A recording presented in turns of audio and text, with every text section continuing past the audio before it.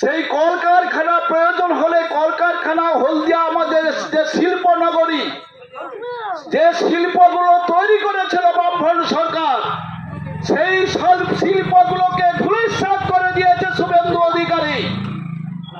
আজকের হলদিয়ার যে কলকারখানা ছিল একটা একটা করে সব বন্ধ হয়ে যাচ্ছে।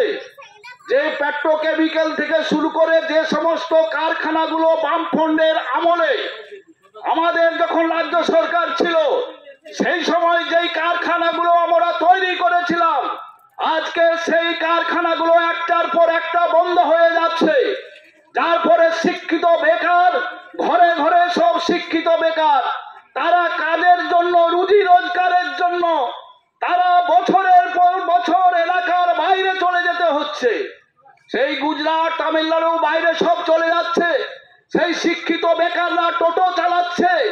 তারা নিজের যে শিক্ষা, সেই শিক্ষার তারা যে ন্যূনতম তাদের যে পাওনা, যে অধিকার, সেই কাজের শেষে একটা কাজ তারা পাচ্ছে না।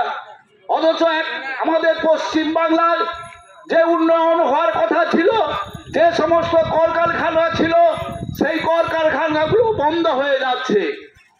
তাই এটা জন্যই আমাদের আন্দোলন।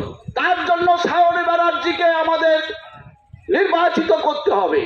সায়ন ব্যানার্জি উদীয়মান যুবক, তারা এই প্রজন্মের ছেলে, তারা আইনজীবী, সে চাইছে এলাকার মানুষের স্বার্থে সে আজকে নির্বাচনে লড়াই করছে, গরিব মানুষের স্বার্থে।